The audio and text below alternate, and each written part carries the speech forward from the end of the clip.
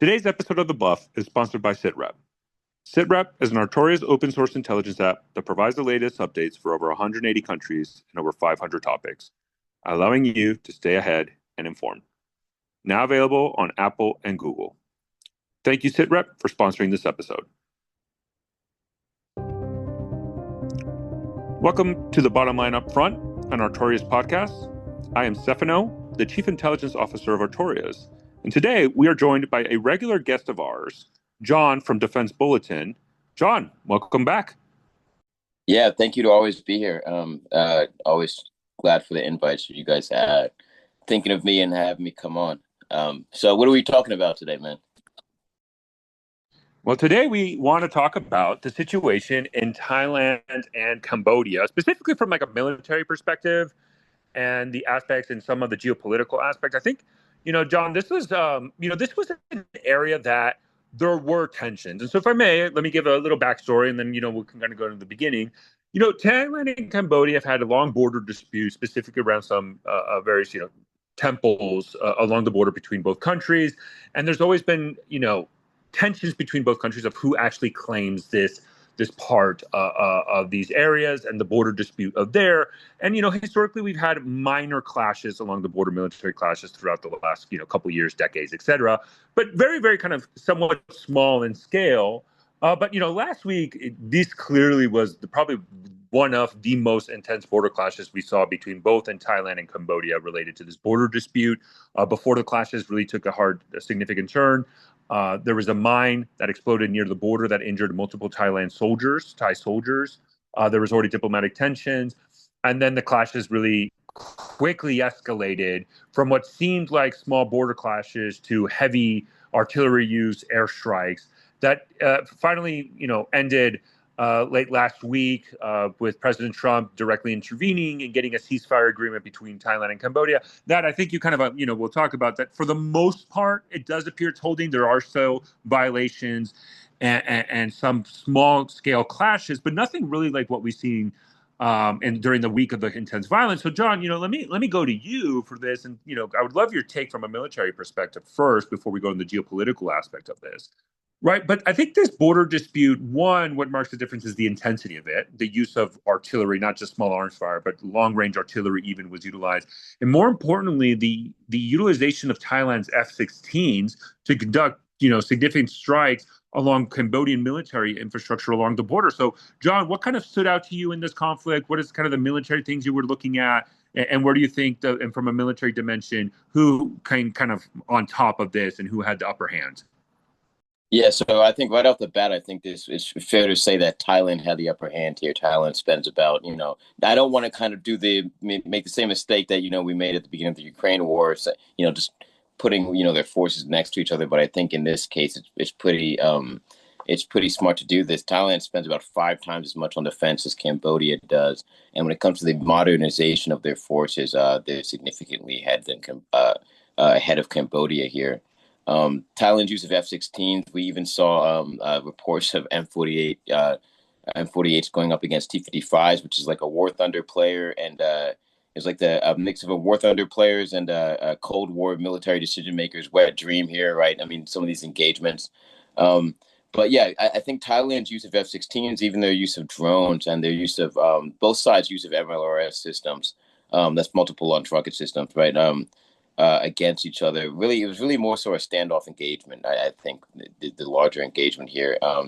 We had small arms fire being exchanged between both sides, but that really didn't characterize this recent conflict between the two nations.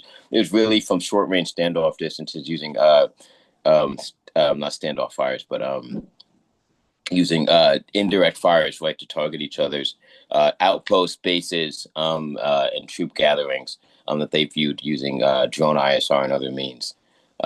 So, I mean, but right off the bat, it's important to say that Thailand very, very quickly gained the battlefield advantage here, which was pretty obvious here. Cambodia began then to call out to the international community to kind of rectify the situation. Sort of what we saw with Pakistan and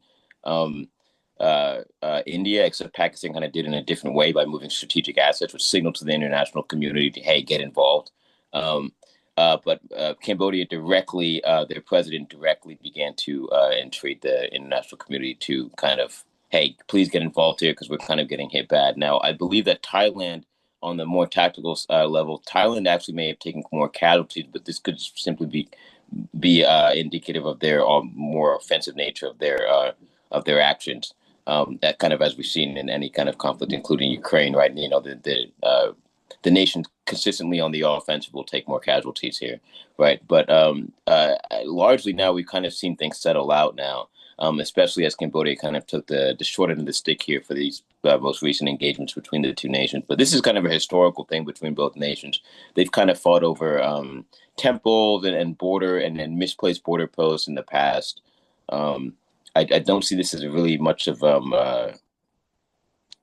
deviation from past things, but it was very heightened, I think, compared to some of their other engagements between the two. But I think the nature of the engagements was largely very minimal, but it was kind of characterized by kind of intense, very violent exchanges of artillery and bombing and things like that. I would also note one thing that did stand out to me is Cambodia's, I believe, a fellow analyst that we kind of all know, Werfer kind of rightly acknowledged that Cambodia doesn't really have an air force at all, right? And they began to realize this very early on when the airspace was essentially dominated by Thailand's myriad of air assets that they have. So I think that's a good start out for this kind of the way the battlefield engagement went. And actually, let me kind of expand on this in this aspect, right? I mean, I think one of the aspects that is important to highlight, you did mention kind of Thailand use of obviously air superiority with their F-16s and drones. I mean, I would highlight that we did see much more utilization of drones from Thailand. I think even from Cambodia, that there was one larger drone that was kind of shot down, and that kind of precipitated a lot of the conflict. But what we did see Thailand use more effectively also was the use of quadcopters to drop explosives, right?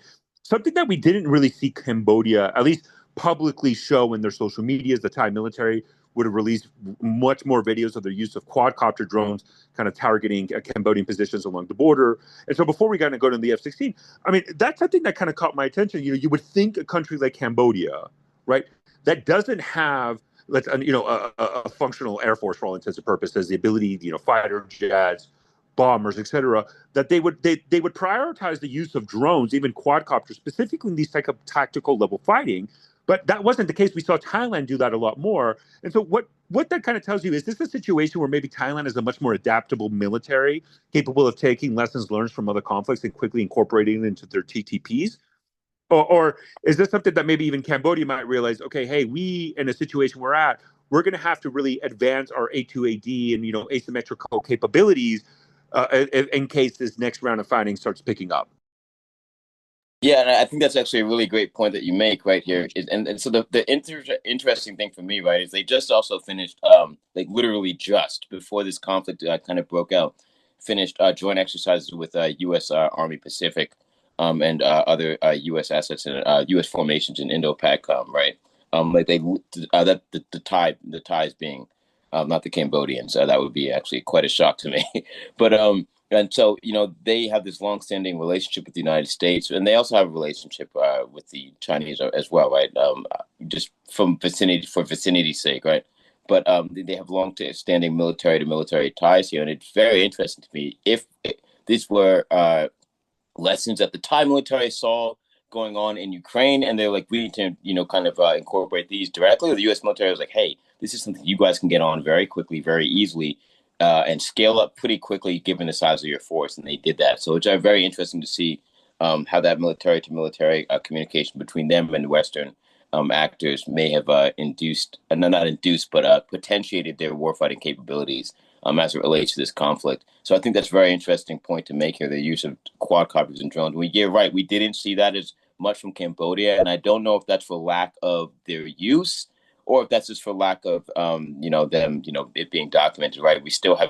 Many people are still waiting on this fabled M48 T55, video, but we're not going to see that probably. That's never going to happen, right? I think what we're very, very used to in Ukraine and between Ukraine and Russia is kind of everything being videoed here. Whereas, we got the video of the quadcopters because, well, the videos were obviously they need that to use them, right? Correct. But yeah, I do think that's very, very interesting here, and I wonder if how that was kind of how that knowledge was imparted there. But it definitely indicates so that they were able to scale up the capability very, very quickly. Whether or not it was soldiers privately buying these things, or whether or was the force going out and procuring these assets and using them on the battlefield, the ability to use them in that manner, so similar to Ukraine, was is definitely a plus, a net positive for the Thai armed forces, and I think a net negative for the lack of use or lack of seeing it, at least from Cambodians. There is also one aspect that I do want to touch on here with Cambodia is it seemed that there was a reticence for Cambodia to kind of to kind of increase escalation here as much as they possibly could, right? Because I think it became very clear early on to the Cambodians that if we continue to escalate here, we're going to Thailand will continue to escalate, and Thailand has considerable more ability to escalate. Just when it comes to the size of their force, the capabilities of their force in Cambodia, and so it could be that Cambodia was largely reactionary here, even though kind of the nexus of this conflict kind of maybe came from the other side here. But yeah, so I definitely think that's an important point that you just made there. I think it's kind of important to kind of the historical aspect of this, right? I mean, because we did see for our listeners who might not know, I mean, the Cambodia Thailand border clashes, kind of go around the Previhar Temple. We've seen clashes historically occur from 2008, 2011. The ICJ did award the Previhar to Cambodia. Obviously, Thailand doesn't necessarily agree with it. Probably the last major clash that obviously this latest round completely dwarfed was in 2008. But we did see this kind of repeatedly. And now in this latest iteration in 2025, right? This was the most intense clashes. I think it's important to highlight that, as you say, what Thailand is claiming that they publicly admitted 15 soldiers were killed and 16 civilians were killed. Cambodia has claimed 6 soldiers were killed, 8 civilian killed. Thailand did release higher estimates of casualties for Cambodia. Cambodia claims over 100 Cambodian soldiers were killed. Obviously, that's not something that we can visibly confirm. But one of the things that kind of caught my attention is that I think to something we're alluding to is that in this border dispute, even though the ICJ rewarded it to kind of Cambodia, both sides were clearly preparing for any semblance of tensions. Again, the mine exploding, injuring multiple Thai soldiers. But it does look like Thailand was more prepared. I mean, clearly the Thai military in a situation did have the ability to rapidly respond and regain the initiative. Where at the beginning, maybe Cambodia relied heavily on their indirect fires and MLRS systems. Thailand quickly re-upped it and then not only leveraged their own artillery systems, but quickly massively deployed military forces to the border, their air force. I mean, we did reports of long-range MLRS system Chinese made that the Cambodians were trying to push the border to heat deeper into Thailand. But what the Thais clearly had the upper hand was the use of their air force and their F-16s, right? And I think in the planning aspect, I think Thailand had much more advanced planning that they were able to quickly utilize. Even Thailand raised their flag in areas of the disputed border, showing that they kind of maintained territorial control of that or regained the territory of that. But, one, Thailand clearly was more prepared for this. They probably were more planned for this, and they executed that plan quickly because we did see Thailand at the beginning of the border clashes quickly even deploy forces and even air defense assets from Bangkok all the way down to the border in a very rapid fashion, something that necessarily Cambodia did. Although we did get reports of longer range MLRS going to the border, not to the same extent. And I think that does show a level of professionalization of the Thai military that maybe benefited from the training in the United States. I think the Thai military does try to kind of impose this aspect. They also have a lot more experience from internal conflicts in southern Thailand against, Islamic insurgencies, and they have a longer history for that. But I think the F-16, I would be, my question to you, Thailand was really adamant about saying, look, we can use our F-16s and there's not much Cambodia could have done against it. And if this kind of continued, we might have run into a situation where if Thailand made the decision, I mean, they could have targeted deep areas into Cambodia just way outside of the border, just with the utilization of the F-16. And the Thai Air Force is a professional air force. I mean, they've done multiple iterations of exercise with the United States, with China. I mean, there was an interesting report years ago of how Thailand was complaining of Chinese Air Force not being professional in any way, sense, or form, that even Thailand with less advanced equipment was able to operate at higher levels, but they had the F-16s, the Gripen. Clearly, Thailand I think use the F-16 as a deterrence where they would do strikes, but saying, if you want to go further, we can go further. And there's not much I don't think Cambodia could have really done to stop that because, for all intents and purposes, Thailand in the border dispute did have air superiority. Yeah, exactly. And I was talking to somebody like about a week ago, kind of who was saying the same thing, right? It's kind of like the later stages of the the most recent Indo-Pakistan conflict, right? Of how Pakistan very quickly realized that India was very, very able to strike targets of increasing strategic value, and it could continue to increase the value of the targets that they strike with based off the fires that they were using. Um, with near impunity inside of Pakistan, and Pakistan very quickly realized that they could not really respond with a commensurate amount of force without maybe right. I think their next move was to move strategic assets. Obviously, right, both sides here now don't have these strategic assets that India and Pakistan had, and Cambodia was very reticent to escalate to that point, regardless of which end of the stick, which end of the kind of the stick that they were taking here in these engagements. Um, and I think that was, like I said earlier, it was very, very clear early on that Thailand could continue to escalate here, whereas Cambodia was either reticent to or was unable to. And I think it's really a mix of both here. And I think this also bears some import for kind of their military to military relationship with China, right? Which they've been reticent to kind of continue to foster overtly, right? But now who knows kind of how much they'll dive into the arms of the Chinese after this most recent conflict. So leveraging that, let's kind of move this a little bit on the geopolitical side. But but before we go to the China aspect, I mean, I think it's important to highlight like this ceasefire really came because it does the Trump administration, right? Specifically, President Trump had back-to-back calls with the Cambodian prime minister, the Thai prime minister, back and forth, and really to kind of push this through to get this ceasefire and end this border dispute as quickly as possible. Once it realized that the situation was getting out of hand, I think one of the things I would want to ask you, I mean the Association of Southeast Asian Nations, ASEAN, right now being chaired by the Malaysian Prime Minister. He tried to do the initially to try to get the ceasefire through, try to get both leaders, failed, right? I mean, he was unsuccessful. And so is this a situation where, before we go to the China piece, I mean, clearly ASEAN couldn't get a ceasefire. Is this kind of an indictment? I mean, we see this like in Africa, right, where these conflicts happen. The African Union, let's say, try to get involved and they fail. Is this kind of another example, the Thai border, similar to what we saw in Africa, for example, and other conflicts where regional bodies just don't have the weight to get good faith negotiations to get ceasefire, and it requires for all intents and purposes, the United States to get involved to really get this through? Because how I'm seeing this is a damning indictment on ASEAN not able to really get this ceasefire through, and it needed the U.S. involvement to get it. Yeah, I think that's a perfect description of it. I think ASEAN, we saw actually in 2008, I believe, we saw ASEAN, um, actually in more recent than 2008, but in more recent conflicts between the two, we've seen ASEAN reticent to get involved. And then obviously, I believe in the past we've seen ASEAN, not necessarily ASEAN peacekeepers, but peacekeepers from ASEAN nations, kind of patrol some of these areas that are disputed between the two nations. But to very little effect here, and there's very minimal deployments here, right? But I just think it's right. There's two main powers backing some of these nations in ASEAN, and that's China and the United States here, right? And it took one of those powers to really get something done here.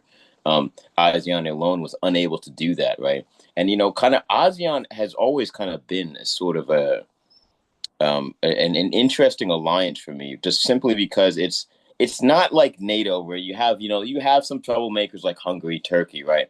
But there's the larger goal, at least for now, right? The larger goal of deterring, Russian or any other aggression against, Western NATO, just Europe in general, right? Is still kind of seen there. There's lots of divisiveness,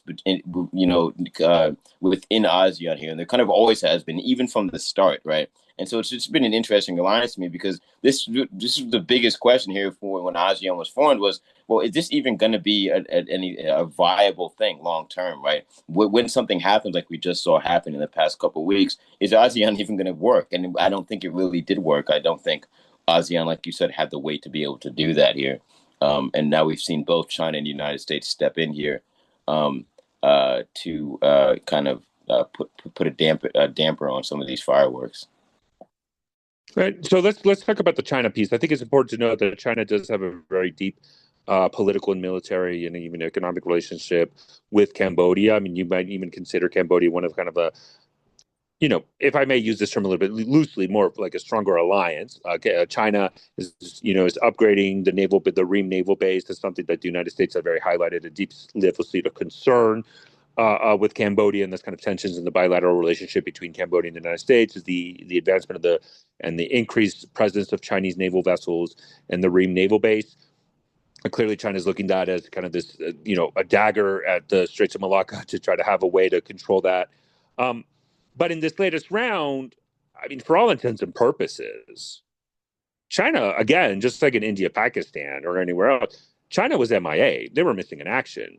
I mean, it really took the United States to get both countries on the phone. And so even with China's economic influence, not only with Cambodia, but Thailand, right, being the largest trading partner with them, China didn't step in, really didn't do anything. And it took the United States, with even a gutted State Department, right, managed to get a ceasefire agreement in place. And China's not. So is this another example that maybe we are overestimating China's influence, not only in the world, but specifically in Southeast Asia, because China didn't, for whatever reasons, either a lack of desire or a lack of capability, or probably both, wasn't able to get a ceasefire, even though they have a Chinese naval base in Cambodia. You would think that China would have seen this as the perfect opportunity to show a diplomatic win, and they didn't. Yeah, I think that's interesting that you mentioned that. As but the one thing for me though is their relationship strictly with Cambodia. They do have to some extent a military relationship with Thailand as well. But obviously Cambodia is the one that they lean very heavy on for the reasons you stated earlier, specifically the Orion Naval Base, that like you said, aimed as like a dagger at the Malacca Straits.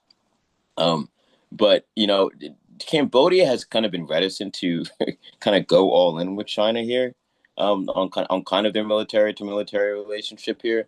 And like I said before, I think also somewhat sort of like the India-Pakistan conflict, China wins here in some respects here. At the end of the day, it strictly in relation to their relationship with Cambodia, right? Maybe Thailand, they kind of lose out here, regardless of how some of their weapon systems performed in the conflict. But simply because Cambodia it's fair to say they lost this last conflict, right? And kind of regardless of how it ended, the lines of contact are largely really, if not exactly the same. But Cambodia is going to be jumping to the arms of China here, and I think this is something that China has been wanting. Now, I'm not saying that's why China got involved, but China did have something to gain for sitting back and letting Cambodia get beat up a little bit by Thailand, because I would not be surprised in the coming weeks and months or even weeks if we begin to see kind of Cambodia beginning to court China even more deeply on kind of that military to military relationship here. But I do think there's something to be said for China kind of gaining something from Cambodia getting beat up a little bit here. Now, one thing I would notice is China very quickly jumped in as of hours ago when kind of we began to see some of these ceasefire violations from both sides getting accused of ceasefire violations and things. China very quickly jumped in and sat down with both sides today, that being the 30th of July for those listening.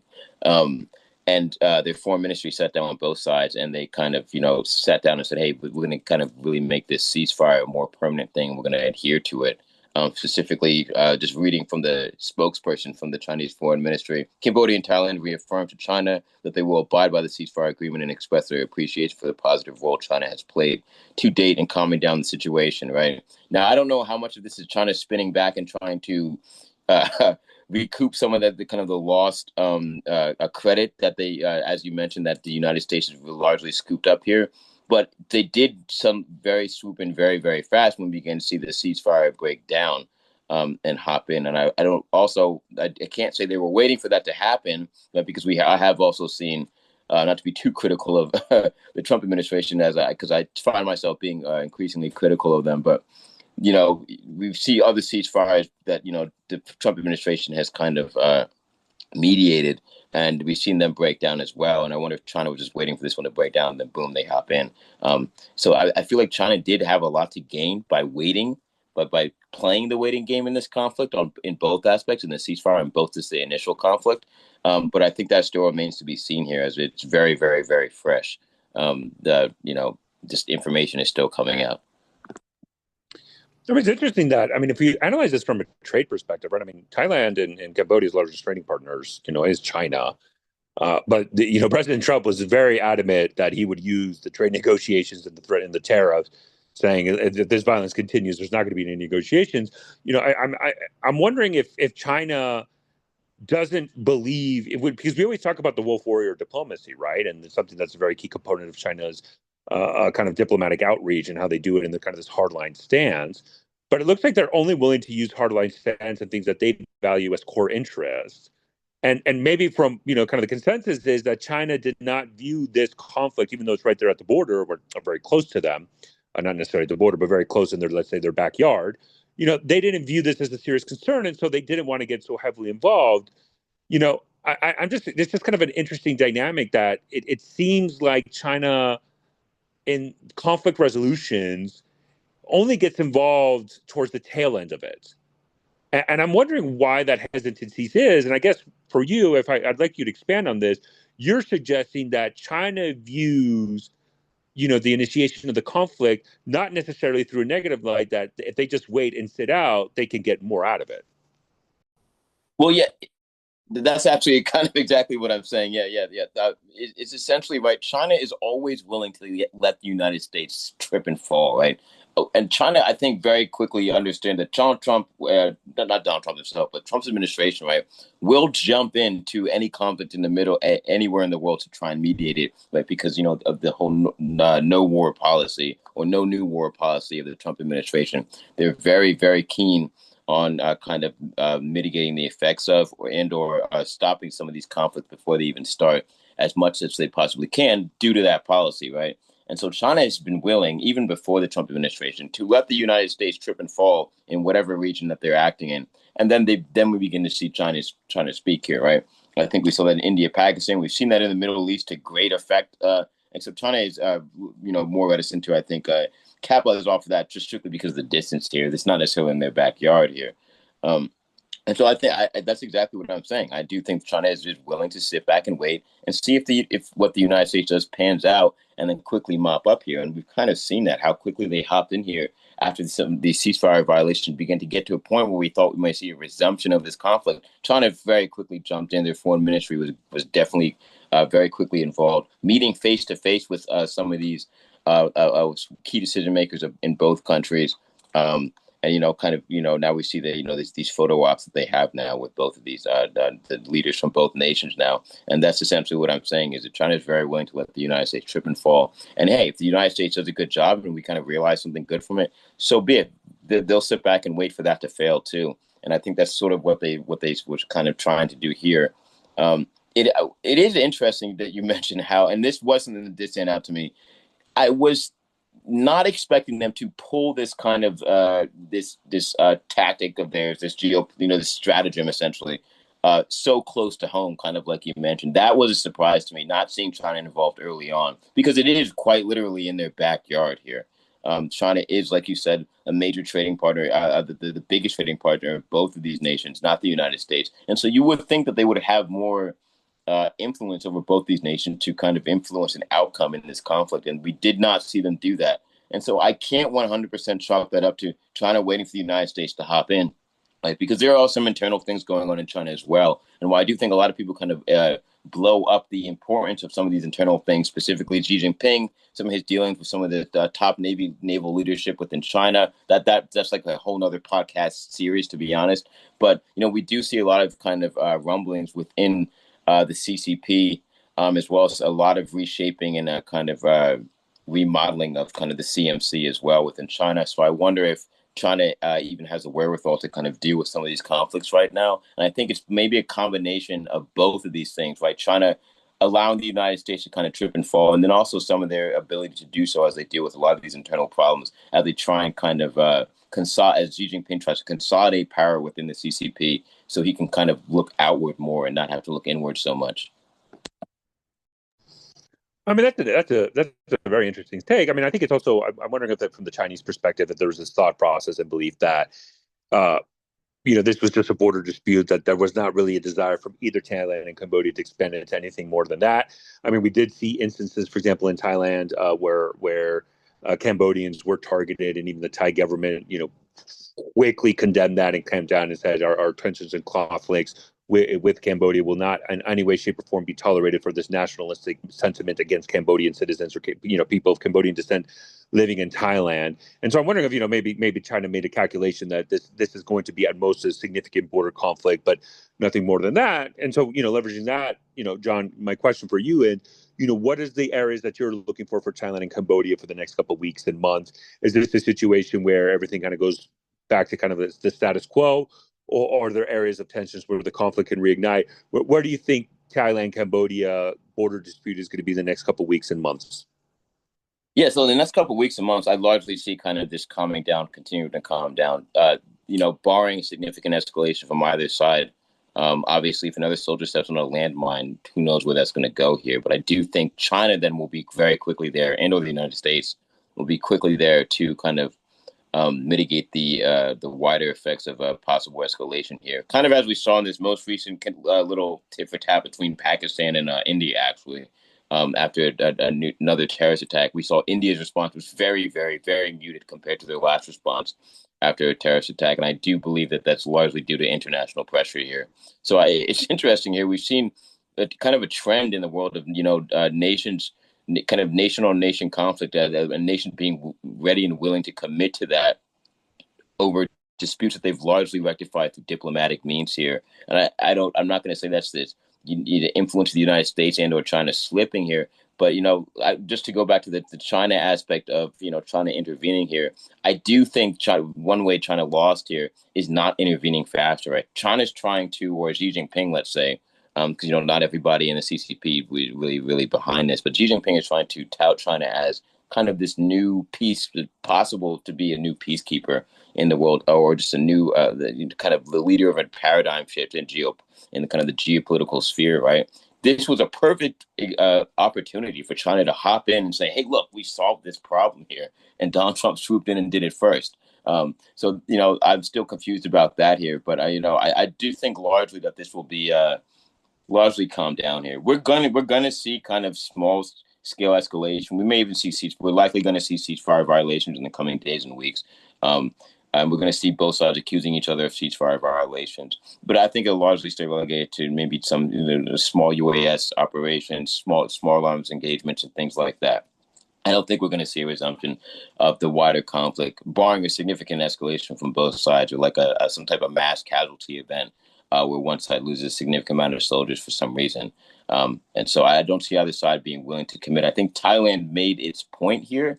And like you said, I think, just their profession of arms when it comes to compared to Cambodia here, I think Thailand made its point here. And I think the other winner of this is the whole kind of allies and partners thing. I haven't said that in a while. That used to be my kind of like calling card here. But, the whole allies and partners aspect of the United States are kind of strategy in the Indo-Pacific. I think that went out here as well. Very, very big here, right? Because Thailand has increasingly been conducting exercises and been exercising with the U.S. military, whether it's in Pakistan, not Pakistan, sorry, whether it's in Thailand itself or whether it's including in larger exercises, to be a Talisman Sabre or something else here. And I think after this, we're going to see them be included even more now. After kind of we saw the fruits of this cooperation between them with the United States, the armed forces of the United States and other Western powers in the Pacific. And I just think that Thailand here, they just showed exactly, I mean, this was textbook what we want to happen when somebody that we've been, conducting, deep cooperation with military to military, when shit, for lack of a better term, when the crap hits the fan, this is kind of how we want their armed forces to act. Very professional manner, very quick in marshaling their forces. Kind of violence of action was this is readily displayed here. So I think all around that's another winner here is kind of the U.S. strategy of, kind of empowering allies and partners in the Indo-Pacific to kind of maintain their own defense here, right? Because as far as we know, so far, the U.S. military had nothing to do with Thailand's operations at all. So, and I just think it was all around a win on that in that respect. No, I think John, you nailed it. I mean, the cooperation between the United States and Thailand goes decades, and clearly Thailand has demonstrated a significant military adaptability and lethality that I think a lot of planners in the Indo-PACOM would look very fondly of and smile and saying, okay, clearly Thailand has applied the right lessons learned, and this is a relationship that will continue to go. And clearly, from a military at least perspective, the U.S.-Thailand military partnership and alliance is going to continue to increase and go longer. And the United States is always going to leverage its relationship with Thailand for that. And it could be a perfect case example again of why partnering and training with the U.S. Pays much more dividends to any country in case there's any conflict that they might arise, either from a training perspective or equipment perspective. The F-16 showed very effectiveness in the operations. And I think the U.S. is going to, again, use this as a case example of saying, this is why you want to train with us. This is why you want to partner with us. But again, John, I think to wrap this up, I think that's the key aspect is we're probably going to see some levels of ceasefire violations. I think there is a concurrence that we're not going to see this escalate to anything further. But, this violence along Thailand and Cambodia really came out of nowhere. And it kind of highlights why it's important to monitor the world and all those kind of flashpoints, because one day to the next, it can quickly escalate to a very broader conflict. And Thailand and Cambodia is just another example of what we've seen so far in 2025, where flashpoints are quickly transformed into violent military conflicts. And it relies on the U.S. or the international community to step in and to solve the situation. But John, thank you so much for joining us. Thank you again for providing your military expertise. We'll definitely have you again soon. To all listeners, thank you so much for listening to this week's episode of the Byline Up Front, our Notorious podcast, and we'll see you soon.